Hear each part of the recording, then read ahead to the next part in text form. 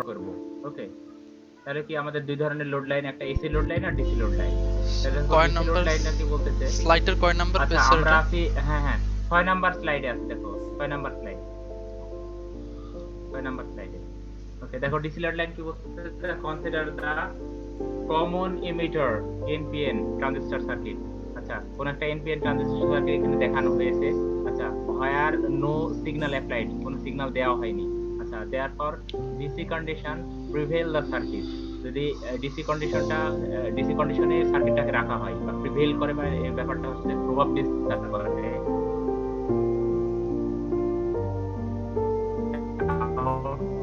characteristics of the circuit is shown। তাহলে output characteristics যেখানে হচ্ছে VT সমান স্যার ফাইলটা তো ওপেনই হচ্ছে না। তো PDF file, PPT PDF, file. Sorry PDF power point. তোমাদের হচ্ছে কি যে কেউ কি এটা একটু কনভার্ট করে দাও, কনভার্ট করে আপলোড করো, আমি না ওয়েট করতেছি। আমি করব স্যার। হ্যাঁ করে দাও। ওকে।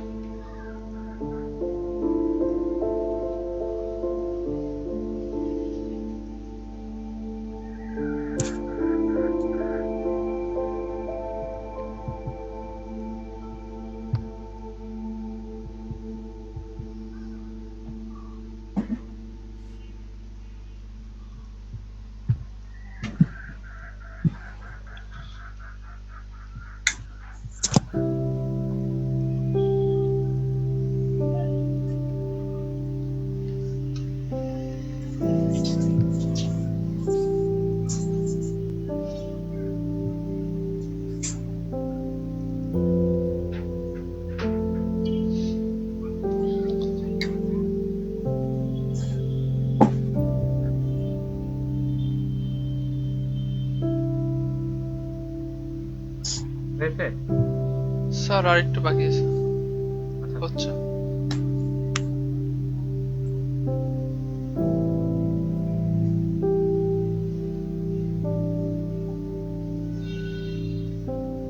তোমাদের আজকে কি কেমিস্ট্রি ক্লাসটা হয়েছিল? না স্যার। কেমিস্ট্রি ম্যাম কি অফ করেছে নাকি ক্লাস?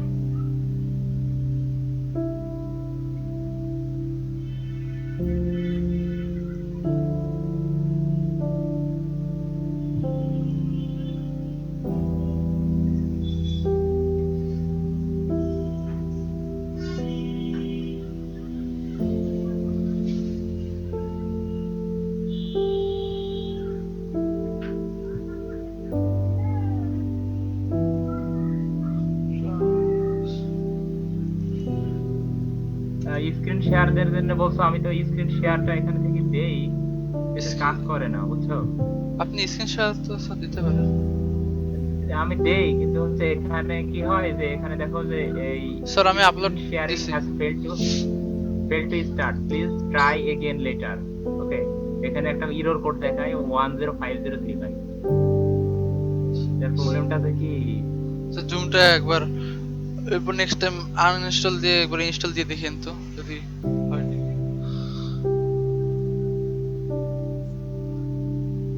এর আগে তোমার আমার ফোনে ল্যাপটপ হচ্ছে এরকম কাজই করতো না, পরবর্তীকালে তোমার এটা দিয়ে আমার কনফিগারেশনে আগে তো চলতো দেখি না।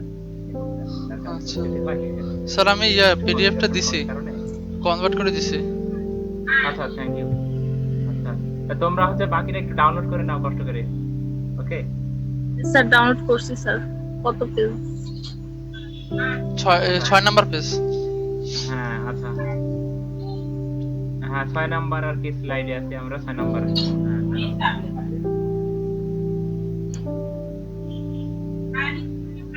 দেখো ডিসি লোড লাইনের এখানে জাস্ট যে এখানে হচ্ছে ডিসি লোড লাইন আমাদের যে সংজ্ঞাটা লিখলাম ওটার সঙ্গে জাস্ট ফিগারটা দিয়ে দেবা, এত অতিরিক্ত জিনিস দরকার নাই।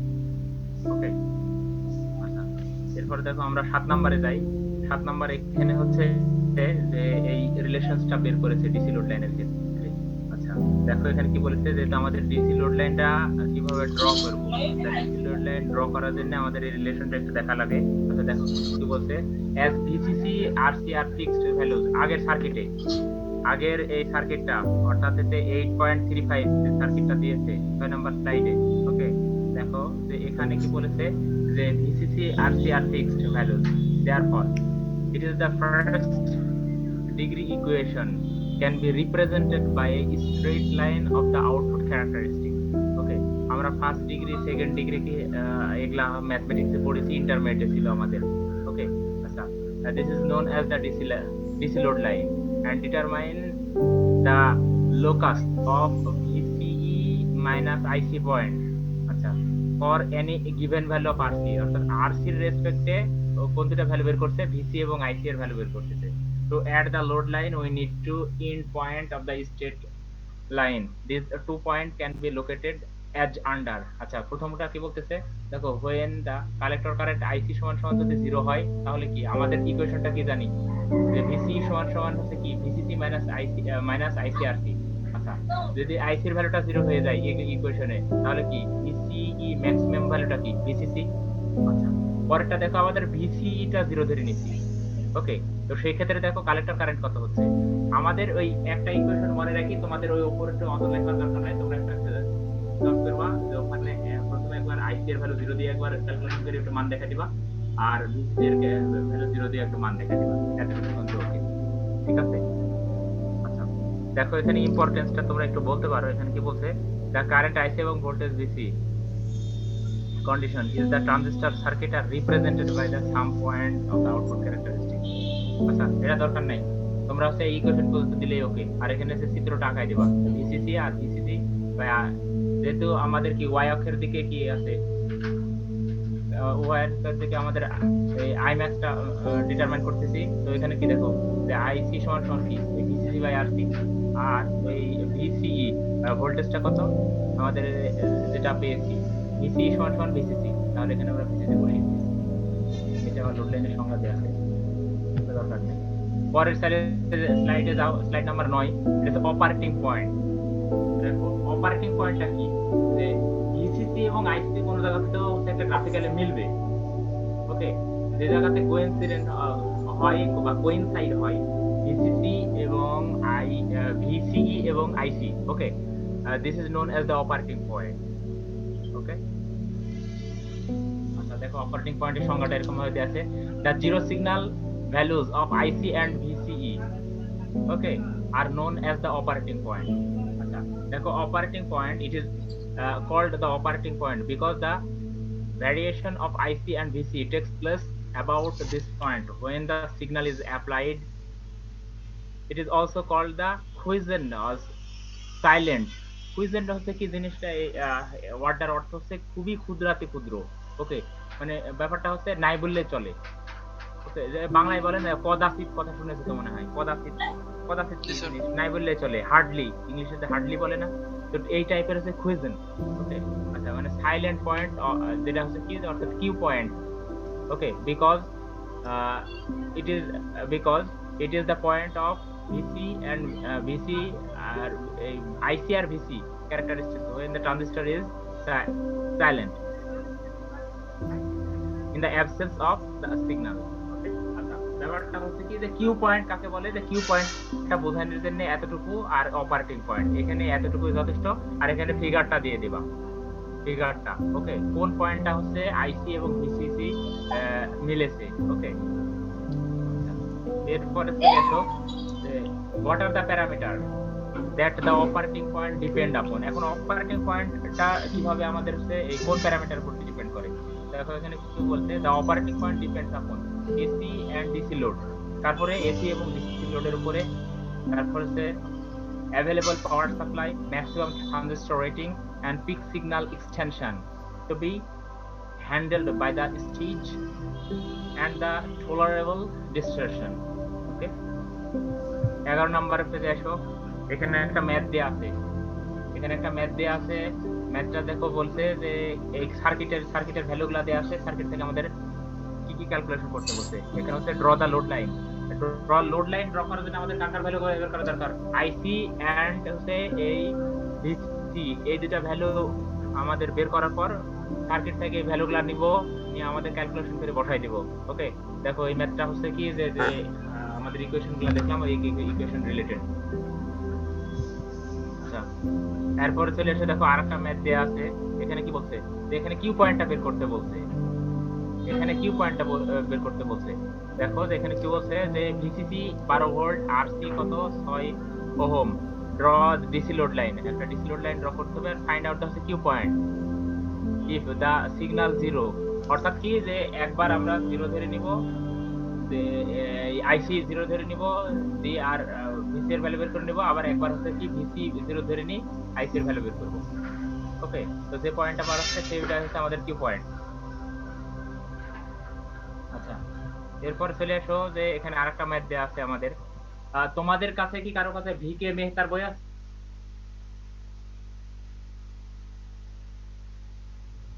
হ্যালো,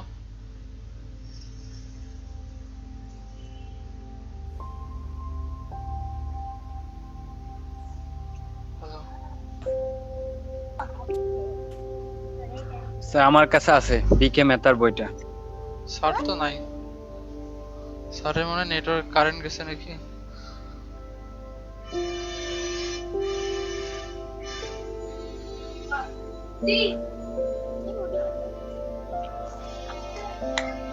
বুঝলাম, তোমাদের কাছে কি ভিকে মেহতার বই আছে? স্যার আমার কাছে আছে। আচ্ছা আচ্ছা, থ্যাংক ইউ। ভিকে মেহতার বইটা কিন্তু লাগে, বুঝছো? তোমরা ভিকে মেহতার বইটা আর কি নিয়ে নিও। পরিস্থিতি এরকম যে অনেকে যে বাসায় আসো, এটা তো রংপুরে ছাড়া আবার পাবা না।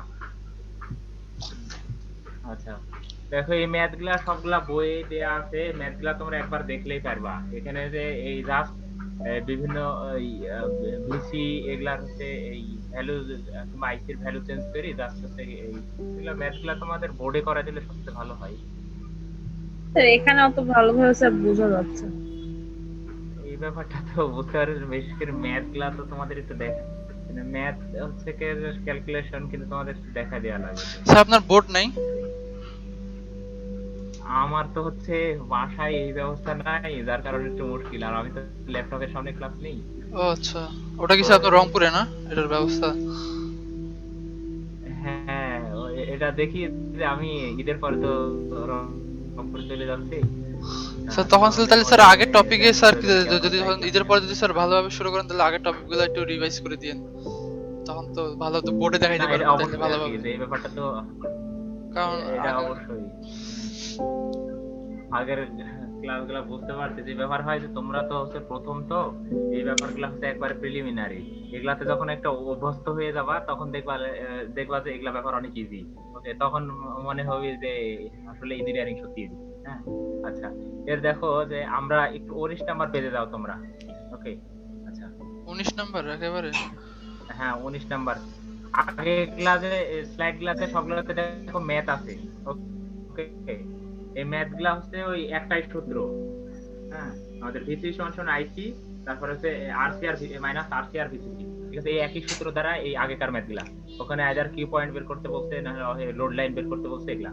আচ্ছা, এখানে দেখো এখানে কি বলছে আমাদের, দ্য বেসিক ফাংশন অফ ট্রানজিস্টরের কি, যে আমাদের ট্রানজিস্টরের মূল কাজটা হচ্ছে অ্যামপ্লিফিকেশন করা। ট্রানজিস্টর সুইচ হিসাবে আরো অনেক পারপাসে ব্যবহৃত হয়। The basic function of transistor is to কি, অ্যামপ্লিফিকেশন। ওকে, আচ্ছা, the weak signal is given to the base. বেসে যদি উইক সিগন্যাল দিই তাহলে কি আমাদের এমিটারে যায় কি পাবো, আমরা আউটপুটে যায় কি পাবো, যে আমাদের যেটা ডিজায়ার্ড বা অ্যামপ্লিফাইড একটা পোরশন পাবো। ওকে, মানে যদি আমাদের লো সিগন্যাল দিয়ে তাহলে হচ্ছে হাই সিগন্যাল পাবো। ওকে, আচ্ছা, এরপর দেখো যে এখন কোন একটা জায়গাতে ফেইথফুল অ্যামপ্লিফিকেশনটা কি বলছে। ফেইথফুল অ্যামপ্লিফিকেশন বলতে গেলে যে আমরা একটা নির্দিষ্ট পরিমাণ সিগন্যাল ইনপুটে দিলাম, তো আমরা একটা হচ্ছে কি স্পেসিফিক ভ্যালু দিচ্ছি, যে আমরা মোটামুটি এখানে 10 দিলাম, আউটপুটে আমরা 15 কিংবা 20 চাচ্ছি। তো আউটপুটে যদি আমাদের স্পেসিফিক যে ভ্যালুটা রিকোয়ার্ড ভ্যালু এটাই যদি পাই, তাহলে কিন্তু এটা হচ্ছে ফেইথফুল অ্যামপ্লিফিকেশন। কিন্তু জেনারেলি কোন সার্কিটের আইডিয়াল কন্ডিশন তো সব সার্কিটের ক্ষেত্রে থেকে থাকে, বাট আইডিয়াল কন্ডিশন কি সত্যি আমরা অলওয়েজ পেয়ে থাকি? আইডিয়াল কন্ডিশন না অলওয়েজ স্যার। আমরা পেয়ে থাকি না, এটা একটু আর কি যে প্রবলেম। তো এখানে দেখো যে এই ফেইথফুল অ্যামপ্লিফিকেশনের এই সংজ্ঞাটা এখানে এইভাবে দেয়া আছে। দেখো যে one important requirement during amplification is that only the magnitude of the signal should increase and there should no increase of signal shape. This increase in magnitude of the signal without any change is in shape is known as faithful amplification. Okay, আচ্ছা, এরপর দেখো যে in order to achieve this, এখন কোন একটা faithful amplification আমরা কিভাবে পাবো। আচ্ছা জেনারেলি আছে ফেইথফুল অ্যাম্প্লিফিকেশন কিভাবে পাবো সেই ব্যাপারটা দেখো কি বলছে। দেখো in order to achieve this the means are provided to ensure the input circuit, মানে ইনপুটের সার্কিটটাকে আমাদের কি যে ভ্যালুটা আমাদের দিলাম, ওকে, বেজ এমিটার জাংশন, তাহলে বেজ এমিটার আমাদের ইনপুট আর কি কালেক্টর বেজে হচ্ছে আমাদের আউটপুট, ওকে, যে অলওয়েজ। আচ্ছা দেখো কি বায়াসে রাখলে ট্রানজিস্টর হচ্ছে ফরওয়ার্ড বায়াসে রাখা লাগবে। ট্রানজিস্টরকে ফেইথফুল অ্যাপ্লিকেশনের জন্য অবশ্যই কি দরকার, বেজ এমিটারকে কি দরকার আমাদের, বেজ এমিটার আর ট্রানজিস্টরকে কি কাজ করবো আমরা, ফরওয়ার্ড বায়াস করবো, আর হচ্ছে কালেক্টর বেস জাংশনকে রিভার্স বায়াস করব। তাহলে কি হবে আমাদের ফেইথফুল অ্যাম্প্লিফিকেশন। এই কথাটা জেনারেলি তোমাদের ল্যাবে কোশ্চেন করা হয় যে একটা ফেইথফুল অ্যাম্প্লিফিকেশনের জন্য আমাদের কি কাজ করা লাগে, ঠিক আছে। এরপরে দেখো 20 নাম্বার স্লাইডটা, 20 নাম্বার স্লাইড কি বলেছে। আচ্ছা দেখো যে এই definition of the faithful amplification, ওই একই জিনিস এখানে দেয়া আছে। এখানে জাস্ট কি বলেছে, the process of the raising and the strength of the weak signal, মানে ব্যাপার হচ্ছে যে আমাদের কি কাজ করলাম যে রিকোয়ার্ড ভ্যালু আমাদের 15 চাচ্ছি, আমাদের ইনপুট এখানে 10 দিয়েছি, এই ব্যাপারটাই।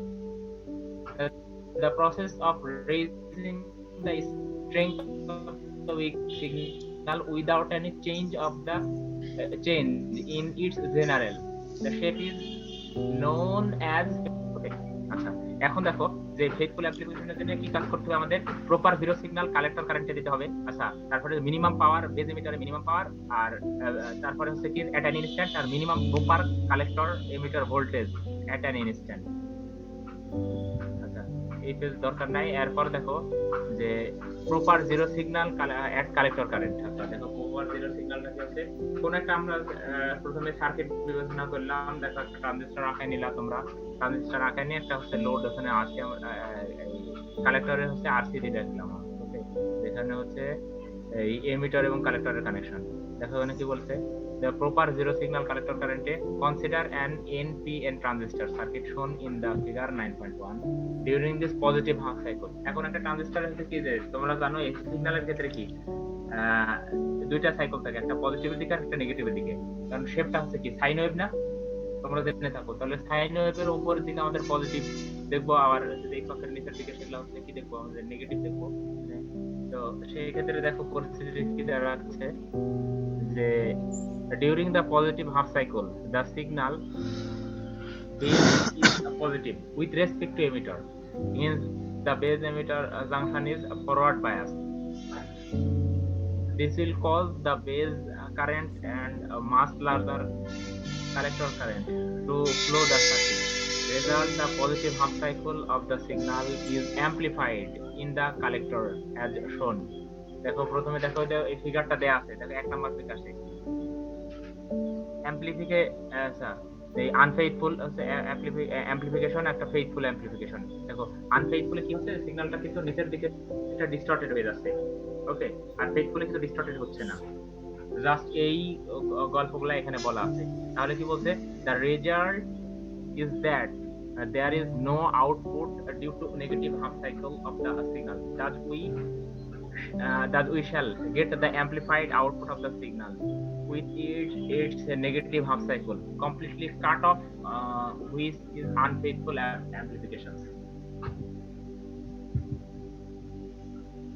আচ্ছা তাহলে কি আসছে আমাদের এখানে, এখন দেখো নাও the introduce battery VBB। আচ্ছা the page is the page circuit 9.1 যে ফিগারটা দেখাচ্ছি সেখান থেকে আমাদের বলছে the magnitude of this voltage should be such that it keeps the input current forward bias, input current K forward bias এ দিবে the peak of the negative half cycle of the signal when no signal is applied to DC current, IC will flow in the collector circuit due to VBB as shown, and this is known as the zero signal collector current। ওকে তাহলে zero signal collector কারেন্টের ফিগারটা দিলাম, আর এই এতটুকু কথা তোমাদের দেয়া লাগবে, ওকে। আচ্ছা দেখো এখানে একটু সংজ্ঞা খুব সুন্দরভাবে দেয়া আছে, the value of the zero signal collector current should be at least equal. এখানে দেখো যে এই ম্যাজেন্টা কালারে এই হাইলাইট করা আছে, দেখো the value of the zero signal collector current should be at low. তাহলে কি আসছে, zero signal collector current greater than equal max collector current due to signal alone. Statement এখানে দরকার নাই। তারপরে হচ্ছে proper minimum base emitter voltage.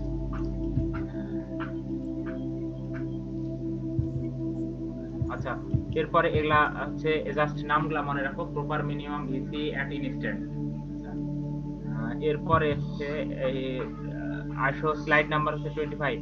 ওকে, বায়াসিংটা দেখো, বায়াসিংটা দেখো। ট্রানজিস্টর বায়াসিংটা কি হচ্ছে, ইউজ দ্য ট্রানজিস্টর। আচ্ছা, ট্রানজিস্টরকে কাজ করার জন্য অবশ্যই কি কাজ করা লাগবে, ট্রানজিস্টরকে বায়াসিং করা লাগবে। কোনো ট্রানজিস্টর বায়াসিং ছাড়া তোমরা কোনো কাজ করতে পারবে না। ট্রানজিস্টর বায়াসিংটা কি হচ্ছে, দেখো যে to use the transistor at any application is necessary to provide sufficient voltage and current to operate the transistor in desired region. To operate the transistor in the desired region, we have to apply external DC voltage of correct polarity and magnitude at two junction of the transistor. This is called the biasing. তাহলে biasingটা কি বলতেছে, দেখো যে proper two operate transistor, কোন একটা ট্রানজিস্টরকে operate করার জন্য in the desired region, আমরা কোন একটা ট্রানজিস্টরকে ডিজায়ার্ড রিজিয়নে অপারেট করার জন্য আমাদের কি কাজ করতে হবে, এক্সটার্নাল ডিসি ভোল্টেজ দেওয়া লাগে। Voltage or the of the correct polarity, okay, যেমন প্লাস মাইনাস এটা হচ্ছে ঠিক থাকা লাগবে, এন্ড ম্যাগনিটিউড তার একটা ভ্যালু থাকবে, at the two junction of the transistor is called biasing.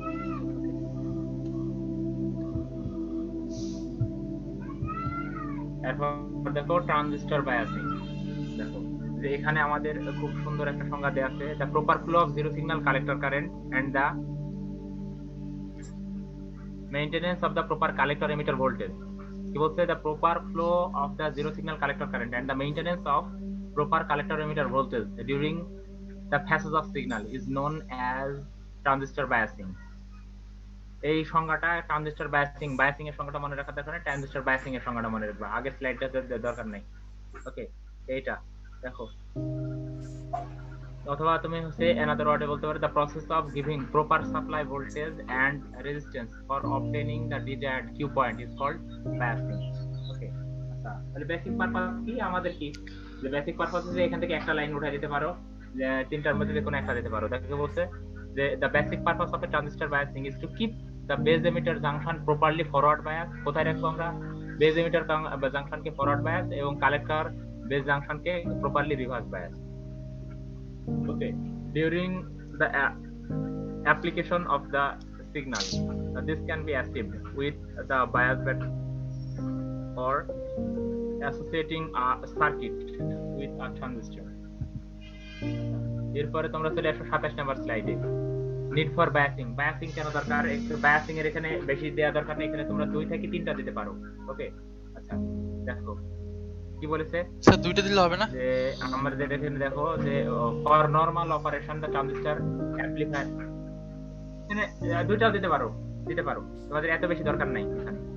ওকে, যে 2টা সহজ মনে হবে যে এই 2টা দিলে আমি পারবো, ওই 2টাই দিবা।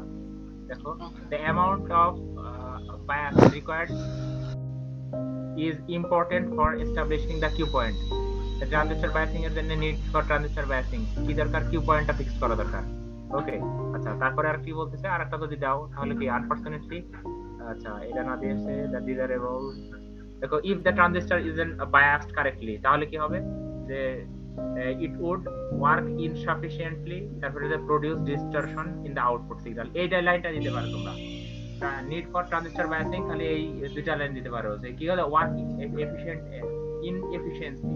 inefficiently, মানে পারফেক্টলি কাজ করবে না, সহজ কথা, যে work in imperfect way। ওকে, আচ্ছা, produce distortion in the output signal, এতটুকু। ওকে, আচ্ছা, এরপর চলে আসো আমাদের বায়াসিং দেখলাম, আর স্টেবিলাইজেশন। স্টেবল ব্যাপারটা তোমরা জানো, স্টেবল হচ্ছে কি কোনো জায়গাতে স্থাপিত হওয়া, যেটা হচ্ছে কি কোনো যে কোনো ধরনের যদি কোনো ডিসটরশনও আসে, তো সেক্ষেত্রে দেখা যাচ্ছে যে এর সিগন্যালের কোনো স্ট্রেংথের কোনো প্রবলেম হবে না। মানে যেহেতু যতটুকু সিগন্যাল সে প্রোভাইড করার কথা সে অতটুকুই সিগন্যাল প্রোভাইড করবে। এখন কোন একটা ট্রানজিস্টর স্টেবিলাইজেশনের কাজ কি সেটা আমরা এখানে করব।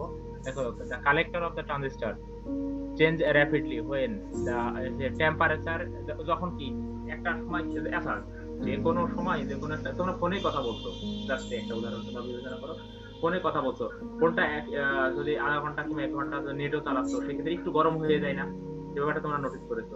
আচ্ছা, তো গরম হয়ে গেলে কি টেম্পারেচারের অবস্থা, তো এখন কি এই এই অবস্থা থাকলেও আসলে একটা নির্দিষ্ট সময়, দেখো এটা যখন হচ্ছে একটা নির্দিষ্ট তাপমাত্রায় চলে যায়, তারপর আর কিন্তু বেশি তাপমাত্রা উঠে না, ওই পরিমাণে ফিক্সড থাকে। তার মানে কি ওই ব্যাপারটা স্টেবল করে রাখা হয়েছে। বুঝলাম আমরা কোথায় স্টেবল দরকার আমাদের। দেখো এখানে সংজ্ঞা দেয়া আছে, the process of making operating point independent of temperature change or variation. মানে টেম্পারেচার চেঞ্জ হতেই পারে অথবা ভ্যারিয়েশন হতেই পারে, কিন্তু কাহিনী কি হচ্ছে, অপারেটিং পয়েন্টের চেঞ্জ হবে না। This is known as the, this transistor parameter is known as the stabilisation. এতটুকু মনে থাকবি, এই লাইনটুকু দিবা খালি। The process of making operating point independent of temperature, মানে টেম্পারেচারের উপর কোনোভাবে ডিপেন্ড করবে না, অথবা টেম্পারেচার ভ্যারিয়েশন করলেও কোনো ধরনের চেঞ্জ হবে না। ওকে, আর ট্রানজিস্টর এই প্যারামিটারকে বলা হয় স্টেবিলাইজেশন। আর দেখো নিচকারের লাইনে দেখো, নিড ফর স্টেবিলাইজেশন। স্টেবিলাইজেশন কেন করব আমরা? The temperature dependence of IC, এই আইসিটা অবশ্যই টেম্পারেচার ডিপেন্ডেন্স, যার কারণে হচ্ছে কি আমাদের এই সার্কিটকে কি করা লাগবে, অবশ্যই স্টেবল করা লাগবে। আচ্ছা, তারপর ইন্ডিভিজুয়াল ভ্যারিয়েশন, অন্যান্য কম্পোনেন্ট আছে যাদের ভ্যারিয়েশনও হতে পারে। থার্মাল রানওয়ে, অনেক ক্ষেত্রে কি হয় যে তাপমাত্রা বৃদ্ধির কারণে এটা হচ্ছে আমাদের এই সিগন্যালটা থেকে ডিস্টর্টেড হতে পারে, তোমার এই সিগন্যাল যে পথে পাস হবে সেই পাথটা নষ্ট হতে পারে। ওকে, এখন দেখো এগুলার হচ্ছে ব্যাখ্যা দেয়া আছে, তোমাদের হচ্ছে এগুলা দরকার নেই। ওকে, আমাদের আগের সমীকরণে দেখো যে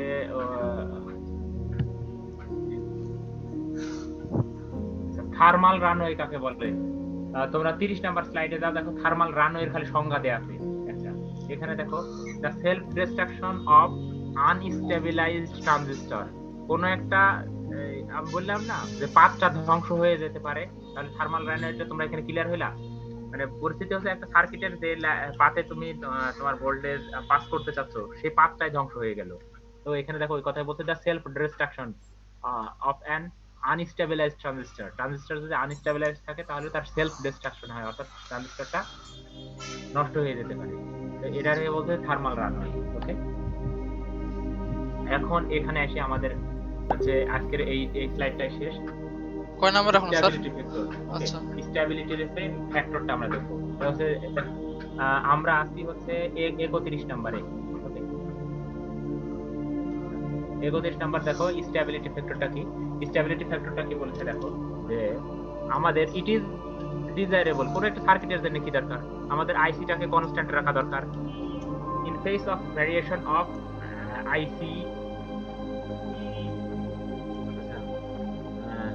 এই সিও সামনে যে সিবিও। ওকে, সামটাইমস সিও নামে পরিচিত। ওকে, আচ্ছা, এটার ভ্যারিয়েশনের ফলে যে আমাদের কি হতেই পারে, কিন্তু আমাদের আইসি কে কনস্ট্যান্ট রাখবো। তারপর দেখো, the extent to which biasing circuit is successful in achieving this goal measured by stability factor is. Okay, আচ্ছা, দেখো এখানে আমাদের এই উপরেরটুকু দেওয়ার দরকার নাই, তোমরা শুরু করবে এখান থেকে। the rate of change of collector current IC with respect to collector leakage current ICO at a constant beta হচ্ছে ফেজ, আমরা জানি। ওকে, এই phase and IB is called the stability factor. কি বললাম? The rate change of a collector current আইসির যে চেঞ্জ হবে কার উপর ভিত্তি করে, with respect to collector leakage current. Okay, আচ্ছা, সহজ কথা দেখো, যে কোন জায়গাতে সার্কিটটা ঠিকভাবে কাজ করার কথা, কিন্তু যতটুকু আর কি যে আমাদের সিগন্যালটা দিচ্ছি কিন্তু ততটুকু পাচ্ছি না, অর্থাৎ লিকেজের কারণে। তো কি আমাদের বলতেছি যে কি কাজ করব, যে তাহলে কি আমাদের কালেক্টর কারেন্টটা চেঞ্জ হয়ে যাচ্ছে, এই চেঞ্জটাকে বলতেছি, এই চেঞ্জটা যাতে হচ্ছে কি হয়, যে এখন কি হচ্ছে একটা কনস্ট্যান্ট বিটা এন্ড আইবি, যেখানে বিটা এবং আইবি কনস্ট্যান্ট থাকবে। তো সেই ক্ষেত্রে হচ্ছে যে পরিস্থিতিটা হয়, এটারে বলা হয়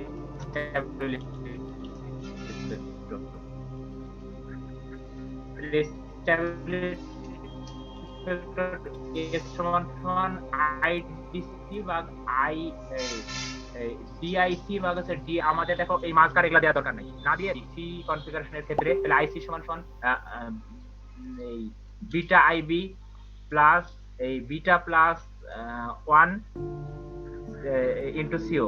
দেখো যে উইথ রেসপেক্ট টু হচ্ছে কি কাজ করব, যে ডিফারেন্সিয়েটিং করব উইথ রেসপেক্ট টু আইসি। আইসির সাপেক্ষে ডিফারেন্সিয়েট করলে আমাদের যে ভ্যালুটা আসে, তাহলে আইসি থেকে হচ্ছে এই ডিআইসিও বাই ডিআইসি এটা সমান সমান 1/s।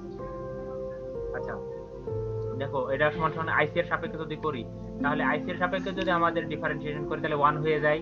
তাহলে 1 এই বিটা ডিআইবি বাই ডিআইসি যেটা আইসি এর সাপেক্ষে করছি plus beta plus 1 DICO by DIC.